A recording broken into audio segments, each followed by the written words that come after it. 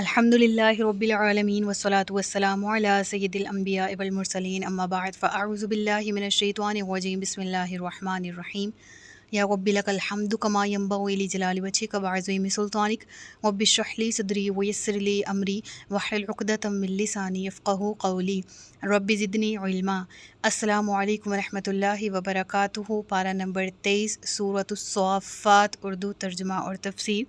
گزشتہ اسباق میں ہم نے سورۃ الصافات کی آیت نمبر 74 تک پڑھ لیا تھا۔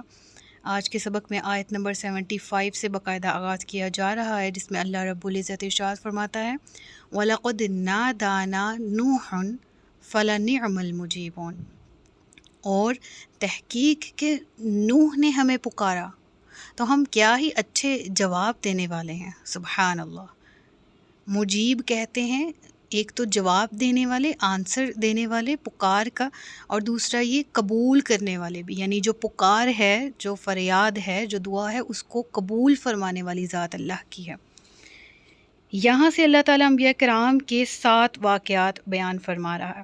سب سے پہلے جناب نوح علیہ السلام کا ذکر ہے، اس کے بعد حضرت ابراہیم، پھر اسماعیل، پھر حضرت موسیٰ، ہارون، الیاس، حضرت لوط، حضرت یونس علیہم السلام۔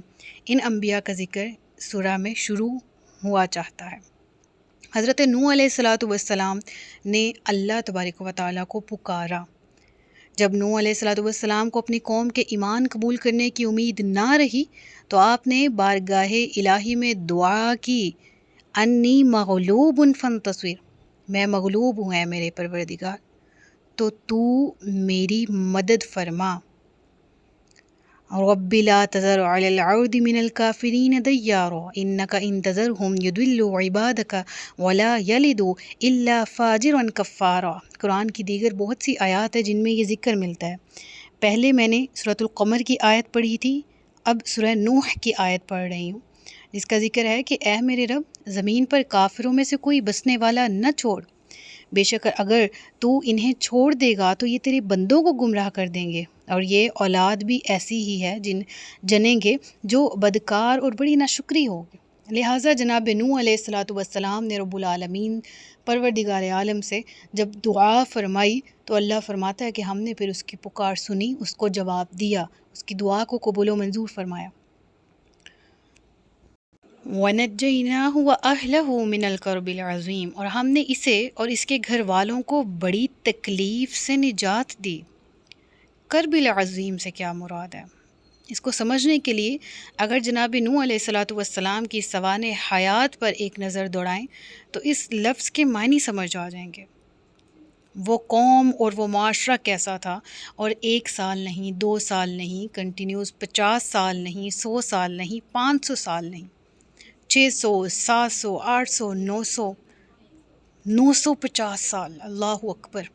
عمر کا 90%، 95% حصہ تبلیغ میں صرف کر دیا، 95 سے بھی زیادہ کہہ لیں آپ۔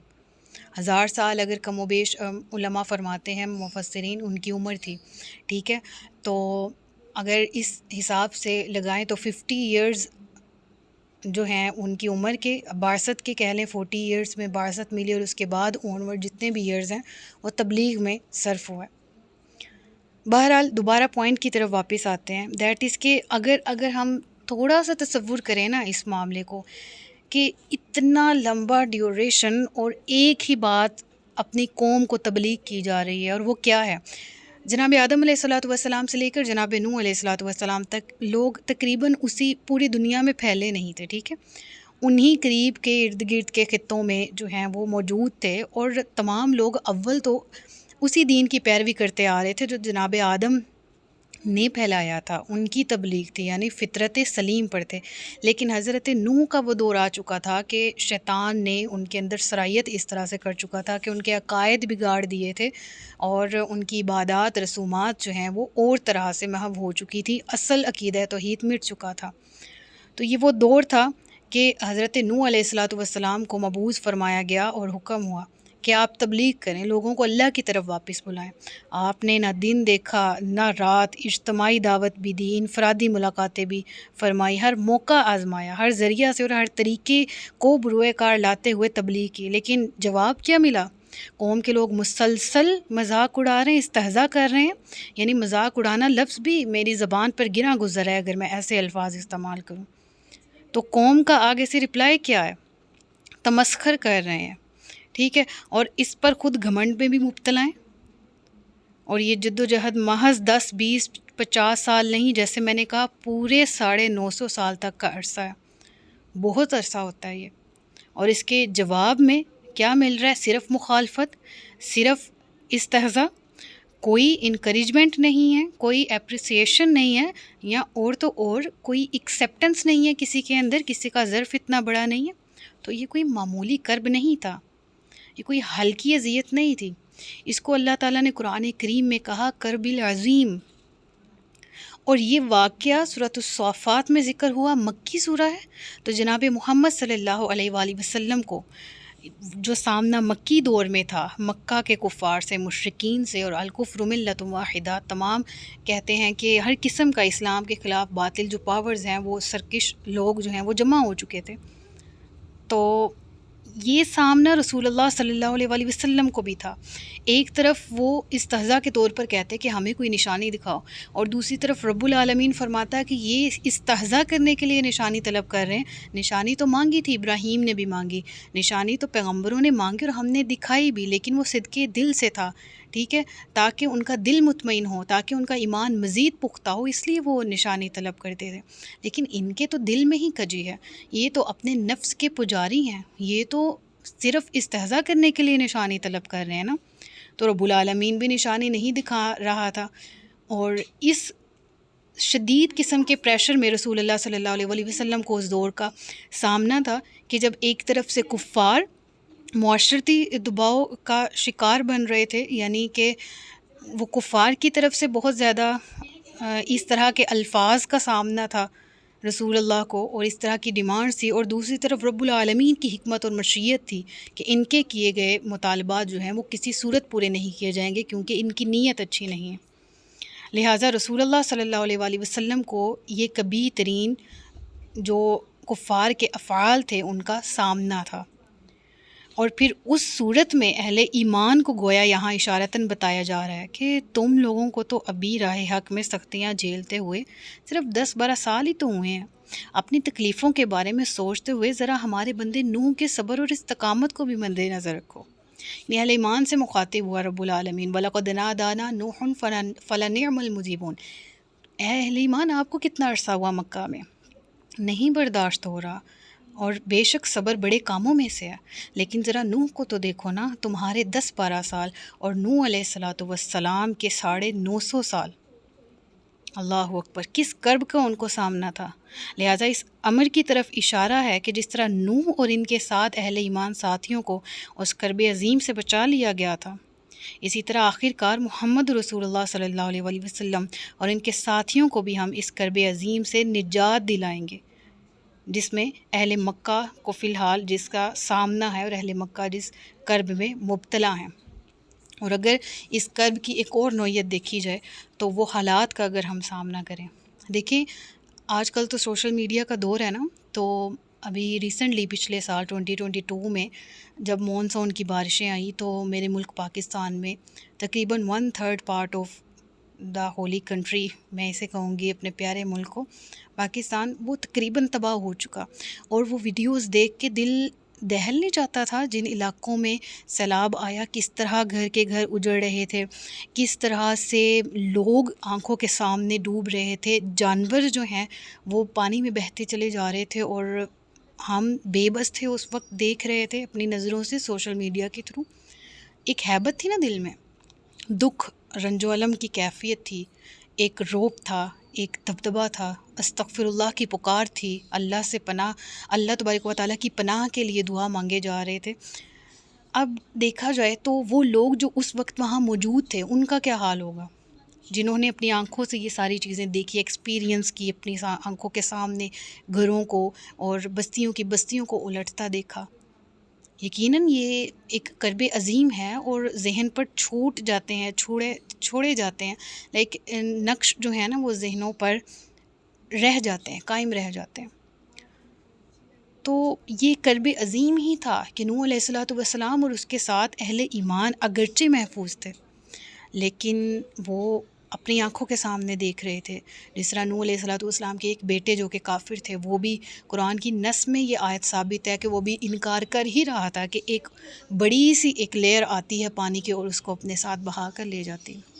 آپ کی ایک بیوی اگرچہ وہاں پر ہی موجود تھی، کافرہ تھی، اور اس پر بھی بات کریں گے ذریت والے ٹاپک پہ آ کے اگلی آیت میں، کہ آپ کے ساتھ کشتی میں کون سوار تھے اور اللہ نے کس طرح ان میں پھر زندگی رکھی۔ تو بہرحال یہ بھی جو ہے وہ ایک کرب عظیم ہی تھا کہ آپ نے ایک تو پوری زندگی پریچنگ کی، اس کا آؤٹ پٹ آپ کے سامنے تھا مائنر سا، اور دوسرا یہ کہ جب وہ عذاب میں گرفتار ہوئے اہل ایمان تو سیف رہے، اللہ نے اس کرب عظیم سے یعنی حقیقی جو عذاب کفار پر ٹوٹ رہا تھا اس سے اہل ایمان کو محفوظ رکھا، لیکن وہ جو بھگدڑ اور ہلچل مچی ہوئی تھی تو وہ سینیریو بھی ہم ازیوم نہیں کر سکتے، ہم اس کو تصور میں نہیں لا سکتے۔ ہم ہلکی سی چیخ و پکار جو ہے اس سے ہمارے کلیجے پھٹنے کو آ جاتے ہیں، ہم ہلکے سے زلزلے سے جھٹکے سے اپنے گھروں سے ایسے نکلتے ہیں اور 2 دن تک ہم سٹیبل نہیں ہو پاتے۔ تو پھر اس منظر کو سامنے رکھیے، اور پھر اللہ تبارک و تعالیٰ کی یہ آیت جس کا نزول ہوا، جس میں اللہ فرماتا ہے کہ ہم نے پھر نجات دے دی اسے اور اس کے گھر والوں کو، اہلہ من الکرب العظیم۔ پھر رب العالمین فرماتا ہے وَجَعَلْنَا ذُرِّيَّتَهُ هُمُ الْبَاقِينَ، نہایت اہم نکتہ ہے، اور ہم نے اسی کی اولاد باقی رکھی۔ کشتی میں تو اہل ایمان بھی سوار ہوئے تھے، تو اب یہاں تھوڑی سی بحث کر لیتے ہیں، وہ یہ کہ مفسرین اس آیت کو کس طرح سے دیکھتے ہیں، اس فلسفے کو ہم دیکھتے ہیں تھوڑا سا، کہ حضرت نوح علیہ الصلوۃ والسلام کے بارے میں اللہ نے فرمایا ہم نے اسی کی اولاد میں یعنی اسی کی نسل باقی رکھی۔ ذریت جو ہے نا وہ نسل کو کہا جاتا ہے، جو انسان کی اپنی ساکھ ہوتی ہے، اپنی اولاد ہوتی، خالصتاً اپنی نسل اسے کہا جاتا ہے عربی میں۔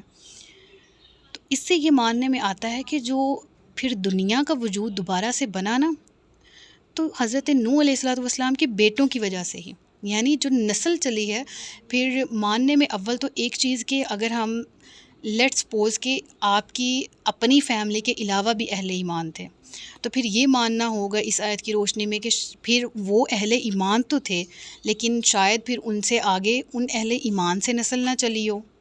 جو نسل کا پھیلنا ہے وہ آپ کے ان 3 بیٹوں کی وجہ سے ہے جو آپ کے ساتھ کشتی میں سوار تھے۔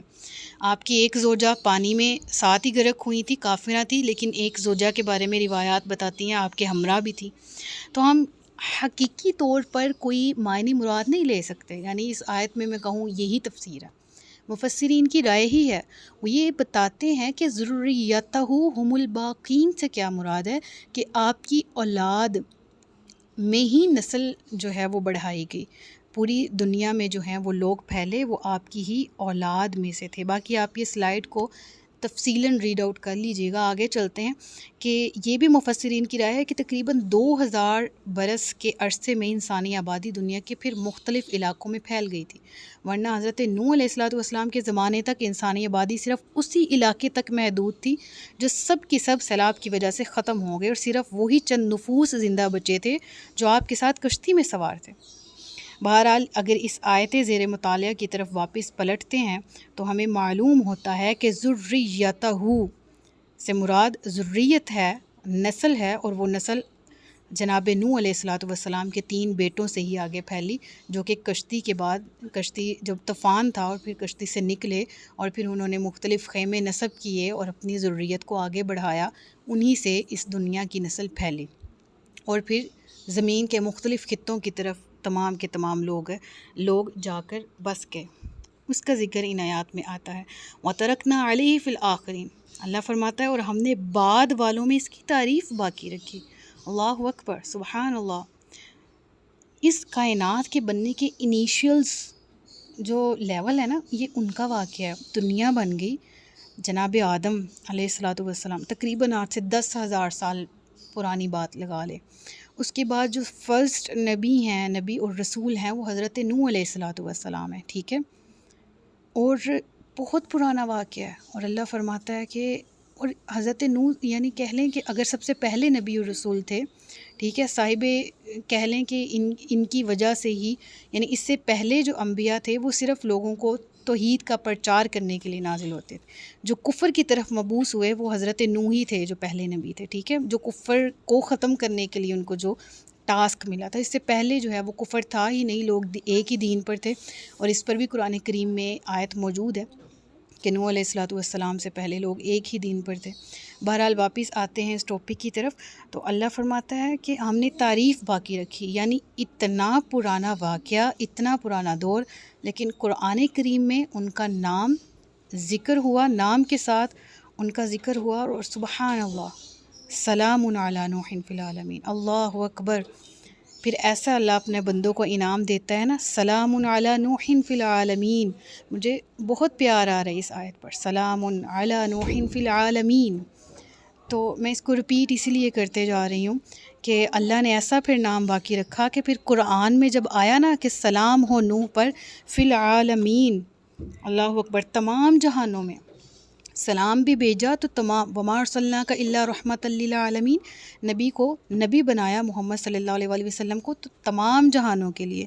بالکل اسی طرح سے اگر آقا علیہ السلام کے بعد دیگر انبیاء کی بات کریں تو اللہ نے اب یہاں حضرت نوح کا ذکر فرما کر کہا تمام جہانوں میں ان پر سلامتی ہو، اور جب تک قرآن ہے الحمدللہ انشاءاللہ قیامت تک، اور یہ کلام جو ہے باقی رہنے والا ہے، اور جب تک اس کلام کی تلاوت ہوتی رہے گی، جب تک اس کلام کو پڑھا جاتا رہے گا، اور نوح علیہ السلام پر سلامتی بھیجی جاتی رہے گی تمام مخلوقات، تمام جہانوں کی طرف سے، اللہ اکبر۔ اور پھر اللہ کیا فرما رہا ہے سلامتی بھیجنے کے بعد؟ اچھا، اس آیت سے مجھے یاد آ گیا، میں نے ایک دفعہ ضمنی طور پر ہی میں یہ عرض کرنا چاہتی ہوں، کہیں پڑھا تھا کہ جو موذی جانور ہیں ان سے بچنے کے لیے، یہ اگر خدا نخواستہ کبھی سانپ یا بچھو اس طرح کی چیزوں سے سامنا ہو جائے جو کہ زہریلے ہوتے ہیں یا جو نقصان پہنچا سکتے ہیں، تو اس آیت کا ورد کرنا چاہیے۔ اور اس کا وہ ریزن یہ بتاتے ہیں اہل علم کہ جب کشتی میں سوار تھے تو یہ تمام جانور تھے، تو اس وجہ سے، اس مناسبت سے ان کے سامنے حضرت نوح کا نام اگر تلاوت کیا جائے قرآن کی اس آیت سے تو پھر وہ تکلیف نہیں پہنچاتے۔ تو یہ ایک نسخہ کہہ لیں یا وظیفہ کہہ لیں، تو یہ میں نے ایک جگہ پڑھا تھا تو میں نے سوچا کہ میں آپ کو بتا دوں۔ آگے چلتے ہیں، اللہ فرماتا ہے اِنَّا كَذَلِكَ نَجْزِي الْمُحْسِنِينَ، سبحان اللہ۔ سلام بھیجنے کے بعد کیا فرمایا گیا؟ ہم تو یوں ہی بدلہ دیتے ہیں نیکوکاروں کو، نیکی کرنے والوں کو۔ پھر اللہ فرماتا ہے اِنَّهُ مِنْ عِبَادِنَا الْمُؤْمِنِينَ، بے شک وہ میرے مومنین بندوں میں سے ہے۔ آپ کو پتہ ہے کہ اللہ نے سب سے پیارا ٹائٹل کیا دیا ہے؟ جب بہت زیادہ پیار آتا ہے نا اللہ کو اپنے بندوں پر، تو اللہ بندہ کہہ کے بلاتا ہے میرا بندہ۔ سبحان الذی اسریٰ برسولہ بنبیہ، کیا ذکر ہے وہاں پر؟ بعبدہ، اللہ اپنے بندے سے جب اپنی محبت کا اظہار کرتا ہے تو اس کو میرا بندہ کہہ کے اس ٹائٹل سے بلاتا ہے۔ تو یہاں پر بھی انہ من عبادنا المؤمنین، بے شک نوح میرے مومن بندوں میں سے ہے۔ ثم اغرقنا الآخرین، تو پھر ہم نے ڈبو دیا دوسروں کو۔ تو جو ڈوب گئے ان کا نام بھی باقی نہیں ہے، جو ڈوب گئے ان کی نسل بھی باقی نہیں ہے، اور جو رہ گئے جنہوں نے اپنے آپ کو ثابت کر دیا اللہ کی راہ میں، جنہوں نے دنیا کی مصیبتوں کو، ہر قسم کی ڈیفیکلٹی کو برداشت کیا اس لیے کہ اللہ کی رضا کا ساتھ ہے، تو پھر ان کا نام باقی رکھا گیا۔ وَتَرَكْنَا عَلَيْهِ فِي الْآخِرِينَ، پھر سلام بھی انہی کے لیے، اور پھر جزا بھی ایسی اللہ فرماتا ہے میں دیتا ہوں نیکوکاروں کو۔ تو ان نیکوکاروں میں ہمارا بھی شمار ہو سکتا ہے، ان عبادنا المؤمنین میں ہمارا بھی شمار ہو سکتا ہے۔ یہ واقعات کو بیان کرنے کا پرپز یہاں پر یہی ہے، قرآن کریم میں جہاں پر بھی انبیاء کا ذکر آیا ان کے حالات کا، تو یہی کہ اہل ایمان کو اس سے کیا نصیحت، کیا سبق حاصل کرنا چاہیے قوموں کے حالات کو دیکھتے ہوئے۔ پھر ذکر آتا ہے وَإِنَّ مِن شِيعَتِهِ لَإِبْرَاهِيمَ، ٹھیک ہے، تو اللہ نے فرمایا انہی کے گروہ میں سے ابراہیم علیہ السلام ہے۔ اب یہیں سے، اسی پوائنٹ سے اگلے سبق کا آغاز کریں گے۔ حضرت ابراہیم کا ذکر شروع ہو رہا ہے، وہ پڑھیں گے، اور اس آیت میں کیا ذکر ہے؟ شیعتہ، ان کے گروہ، نوح کے گروہ میں سے، تو اس پر بھی انشاءاللہ تفصیلی گفتگو کریں گے۔ صدق اللہ العلی العظیم و صدق رسولہ النبی الکریم، سچ فرمایا اللہ نے جو عظمت والا ہے۔ اپنا بہت سا خیال رکھیے گا، مجھے دعا میں یاد رکھیے گا۔ تاجدار ختم نبوت، زندہ باد پاکستان، پائندہ باد۔ السلام علیکم ورحمۃ اللہ وبرکاتہ۔